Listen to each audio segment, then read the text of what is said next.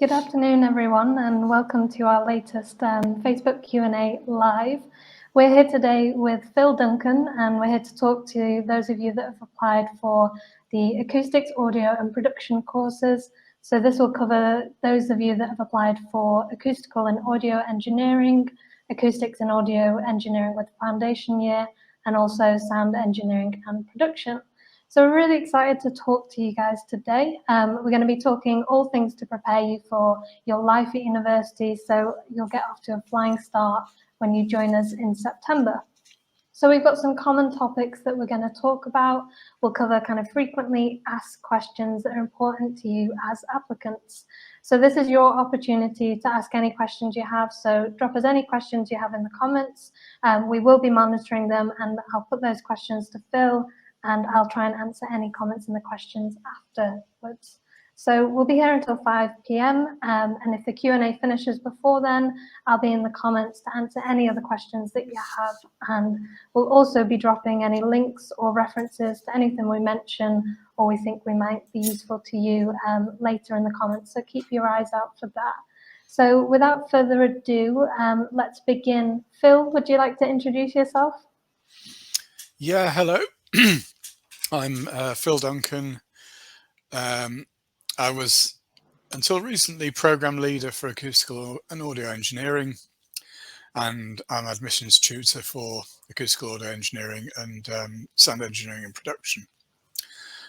So I'm a senior lecturer here, teaching electronics, some acoustics, audio installation, and sound recording. Brilliant, thanks, Phil. So we'll kick off the Q&A then. So we're going to cover kind of that period of time before students start in September. So Phil, is there anything that students can be doing to prepare themselves for starting in September? So this could cover kind of reading lists, any pre-reading, or any other kind of thing you'd recommend applicants to do? I think students interested in acoustics and sound engineering will be engaged with all kinds of digital audio workstation software and things like Ableton, Logic, possibly Adobe Creative Cloud, Adobe Audition. Yeah, get to grips with those. And things like Reaper, which are free downloads. Reaper, what's the other one? And get working with audio, get working with audio files and sound as much as you can. The kind of recommended core texts are for acoustical and audio engineering, F. Alton Everest, Master Handbook of Acoustics, and Howard and Angus, Acoustics and Psychoacoustics. Those are core textbooks. They're quite advanced, but it would be good to get cracking on them early on. Brilliant, thank you. That's really useful. As I said before, we'll be dropping any links to things that Phil's just mentioned there in terms of software and textbooks. So be sure to check the comments back later. So moving on to question 2 then.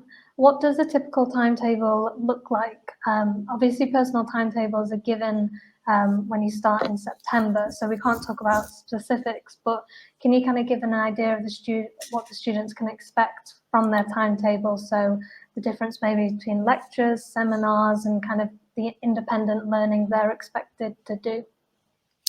So timetable classes are about 24 to 26 hours a week, and they are a mixture of lecture classes and lab classes and some tutorial classes as well. So it's roughly, we put a lot of emphasis on hands-on practical experience. So you'll be working in the studios, doing studio production module 2 hours a week. You'll be doing analog electronics with me 2 hours a week in the lab, and acoustics lab also. That's a 2 hours a week session. And then in addition to that, you have lectures and talk classes. So it's a mixture of hands-on and theoretical material. Brilliant, thank you, Phil. So kind of in terms of assessments, how will students be assessed in their first trimester?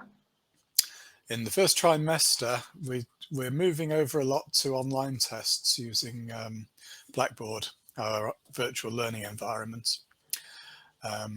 So you can expect to see some online tests, and things like mid-semester phase tests, which are formative assessments, designed so that you can check your own progress and identify areas where you need to maybe focus a bit more work into. No formal university exams at all in first year. So over the year, it's a mixture of online assessments and written reports, which are also submitted online. Brilliant, thank you. And looking further afield, what does it look like in the second and third year? And is there a dissertation at the end of their time? There's a dissertation at the end of the final year, yes. The balance of hands-on and theoretical work remains about the same. You tend to do more programming in the second year. You'll do some introduction to programming in MATLAB and Python in the first year, and then you'll really apply that in the second year to real life acoustic and audio problems. And you'd be doing practical modules in microphones and loudspeakers and group design projects. And for SEP students, you'd also be spending time in the studios on advanced audio production and doing a group design project. So both cohorts work together on the group design project on real live audio and acoustics problems and briefs, and come up with solutions. So I should also mention that both courses do share common modules throughout level 1 and first year and second year. So you'll be getting together acoustic students and sound engineering students, and that's working really nicely. That sounds really interesting. And whereabouts are they going to be based? Primarily on Peel Park campus, in the Newton building, undergraduate lab and acoustic test facilities and teaching rooms here. And sound engineering and production students do some work down at Media City in audio post-production in the facilities at Media City, but primarily on Peel Park campus. Thanks, Phil. So moving on to kind of opportunities for work experience. Are there any kind of opportunities for the students to gain work experience during the course? Yeah, there are a number of opportunities. So now that we're coming out of COVID, thankfully, and outdoor festivals and events are coming back, there are opportunities for students to go and work at these and make sound level measurements. So that's something that we've been doing in the past, but not in the past couple of years.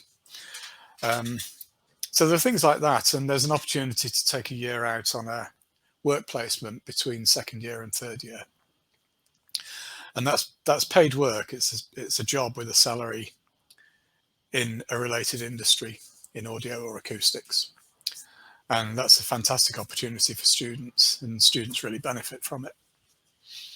And there are various summer jobs and projects that come up with companies that need a bit of research doing, or they need some work on a project. So yeah, there are lots of opportunities for work experience. Brilliant. And what types of work experience are they? Are there certain companies that you work with year on year, or are they you source them and help facilitate the students applying for them? We've got links with a lot of companies that we've been working with year on year and who take placement students year on year. We have a lot of connections with acoustic consultancy companies like Sandy Brown and W.S. Atkins, and also audio companies like Dolby, Harman in Denmark, Dynaudio in Denmark, Focusrite in High Wycombe, and various related industries. Bang & Olufsen is another one. Lots of speaker companies. There's a thriving loudspeaker development industry in the UK, so companies like KEF, Celestion, Tannoy, PMC, Professional Monitor Company,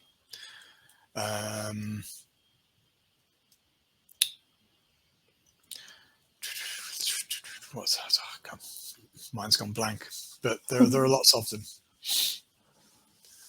Yeah, it sounds like there's a lot of opportunities for students to gain work experience.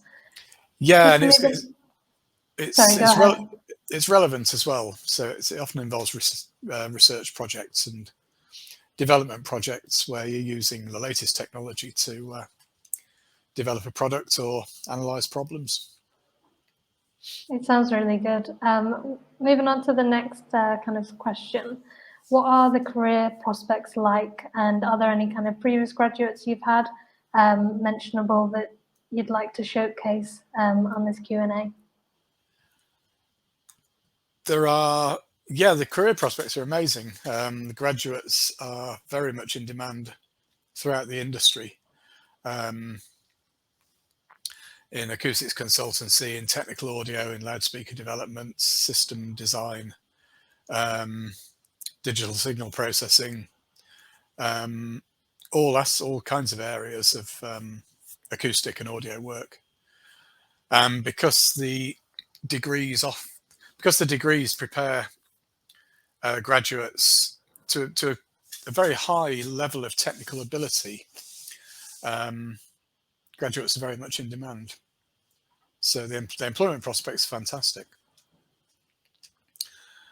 And we've got graduates in top companies throughout the world. So as an example being Darius Satonga, who graduated a while ago. He's now working for Apple, doing acoustic design for Apple.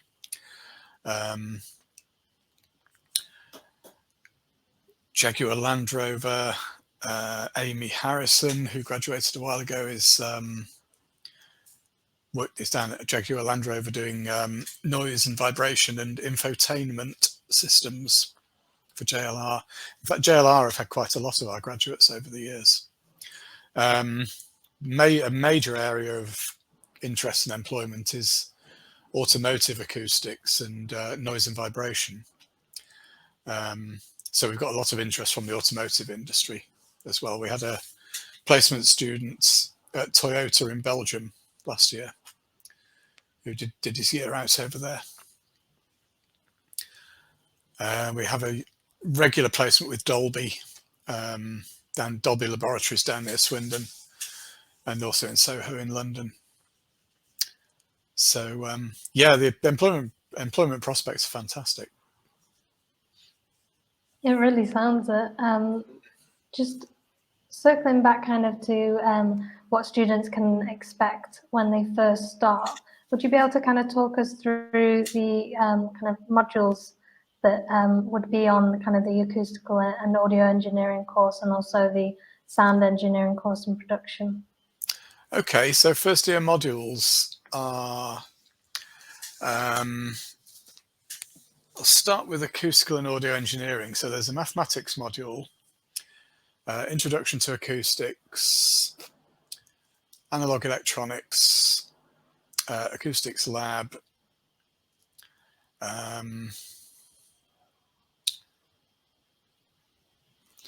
I used to have maps of these on my wall when I was program leader, but they've gone.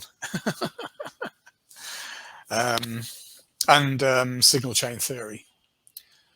And then for sound engineering production, they've got studio production, signal chain theory, acoustics lab, radio and TV broadcast, and one other. Can I just have a quickly find my module maps? So it sounds like there's a lot of crossover between the two courses in the first Yeah, year. there are 3 shared common modules. Yeah. So yeah, so students do get to work together and socialise together as well, which is nice.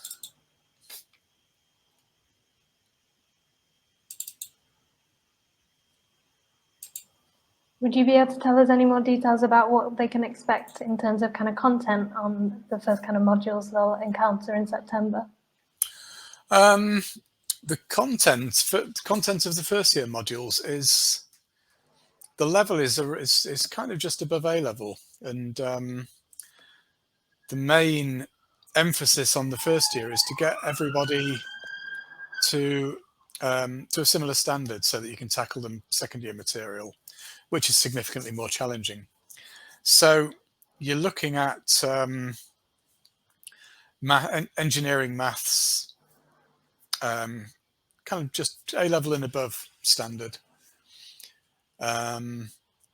Studio production, you're looking at the basics of recording, setting up a recording session using microphones,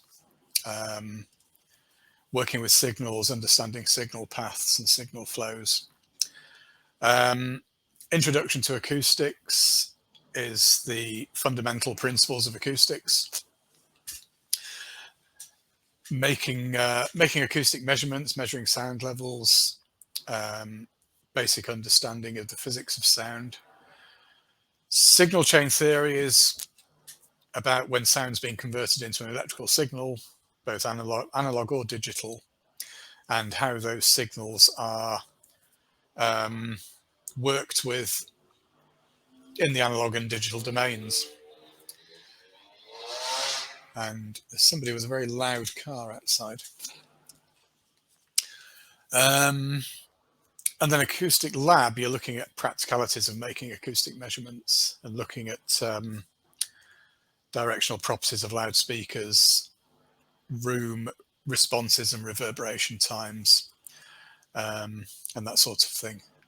So it's the fundamental material of acoustics and audio and signal processing that you'd be looking at, and it will build on what the knowledge that you have from school or sixth form college in physics and technical music technology, technical aspects, and also on your interests. If you're interested in recording music, if you play music and like to produce your own material, if you do DJing, anything like that, it will really consolidate that and help your overall understanding.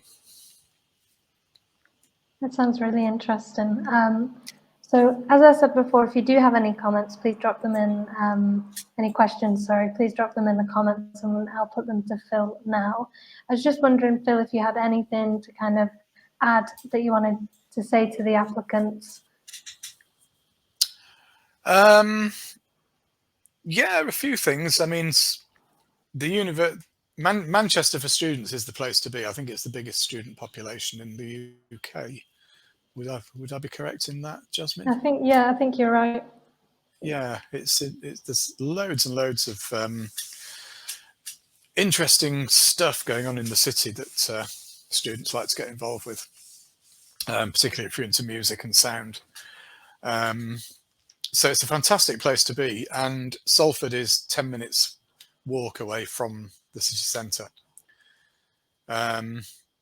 It's also not very far to get to Media City, and the university has all the facilities down at Media City. So you're ideally placed. And let's face it, Manchester is the best city in the universe. So it's yeah, as a student, it's fantastic. There's so many things going on, venues and theatres and performances and all sorts. And if you're interested in sound and music, then this will really consolidate everything that you like doing, and it will give you excellent employability opportunities at the end of it. And I often say to students who play musical instruments, and most of the staff also play musical instruments, and some are even involved in bands.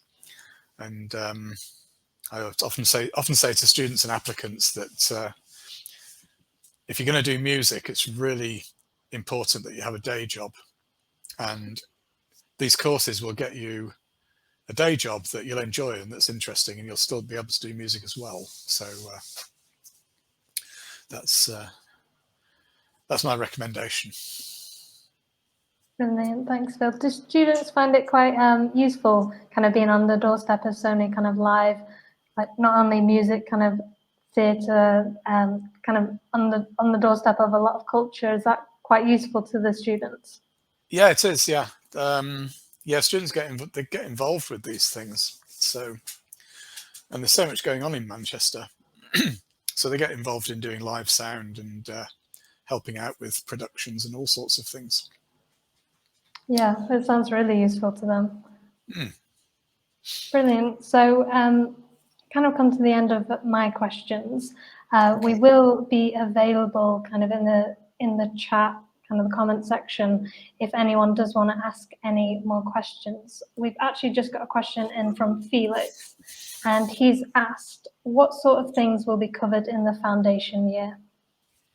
Foundation year is it's to get your maths and physics type of knowledge up to speed to be able to tackle the material in the first year of the course. So it's actually run by the physics department. So you do some experimental lab work. You do some maths. You do a couple of maths modules. You do some IT and learning skills and that sort of thing, and some physics material as well. So it's to get you up to that kind of A-level standard. So does that just cover kind of physics and maths content? It doesn't cover any kind of engineering or production content at that point in the foundation year? No, it doesn't. It doesn't have any specific audio material in the course at that level, but it gets you ready for the material that you're going to study in first year. Yeah. So hopefully that answered your question, Felix. We've just got another question in from Dale, and he has asked, how can we prepare, if at all, for the first year? And he's put in brackets, not foundation. So we did kind of cover this question at the beginning of the Q&A, but if you just wanted to kind of go over your advice, Phil. Yes, I would get hold of the books that I mentioned, which I'll put in the chat actually, so then they're there. I'll be able to pop them in the chat later for the applicants to see. But did you just want to talk through kind of what they were and what they cover? Yeah, so Master Handbook of Acoustics, which is F. Alton Everest, is what it says on the tin, really. It's the book on acoustics, and that will serve you throughout the course. So it would be good to get hold of a copy of that and start making your way into it. Start making some headway into it.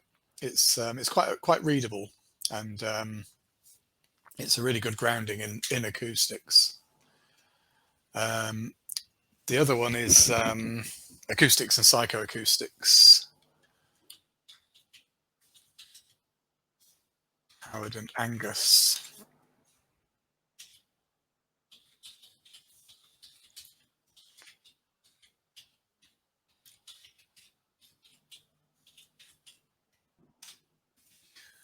And Any books by Trevor Cox? Trevor Cox is a professor of acoustics here, and he's written a number of popular science books and textbooks.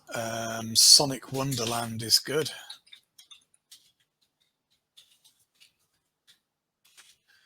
There's one on speech called Now You're Talking.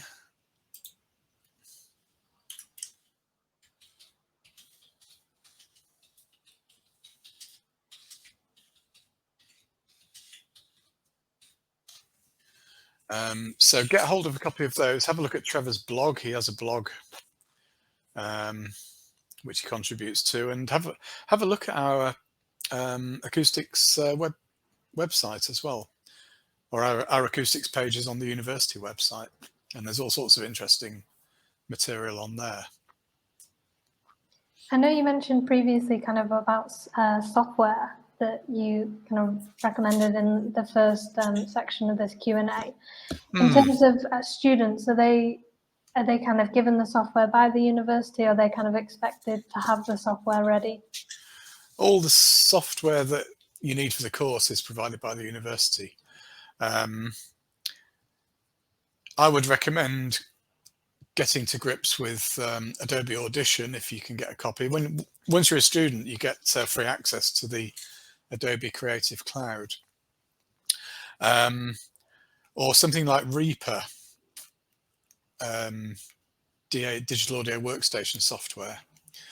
Download a copy for yourself and find your way around it, and you'll learn a lot from that if it's not something you've done before, and that'll be really useful.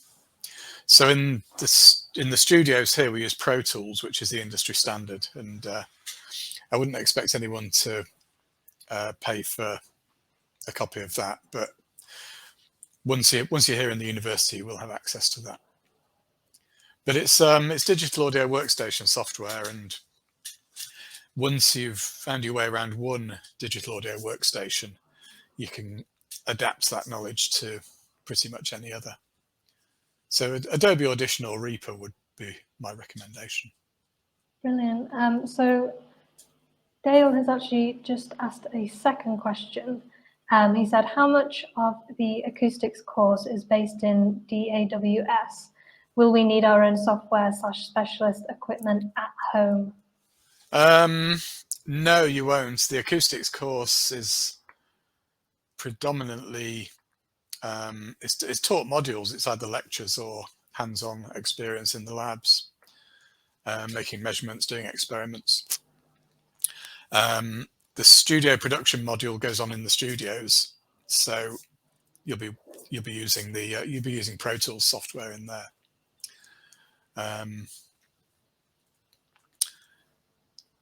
So you don't actually need it for the course, but in terms of generally working with sound, I think it's very useful to build that experience for yourself. Brilliant, thanks, Phil. Felix has just asked another question, and he has asked, will there be any job opportunities linked through the uni for students not taking a placement year in acoustics?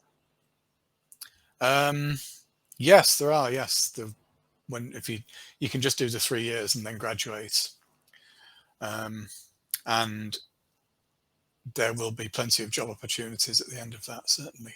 Yeah. Brilliant. So if there's kind of an opportunity now to, if anyone wants to add any more questions, I'll put them to Phil now. But hopefully we should have answered any kind of questions that you had about starting in September and kind of the course content. So if there's no more questions, we will wrap it up for now. But like I said, we will be available in the chat to answer any questions via text.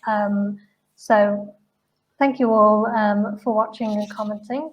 The social media team are online 9 to 5, Monday to Friday. So if you have any more questions, please just drop us a DM. We're on kind of all the platforms that you would expect. So Facebook, Instagram, TikTok, Twitter, etc.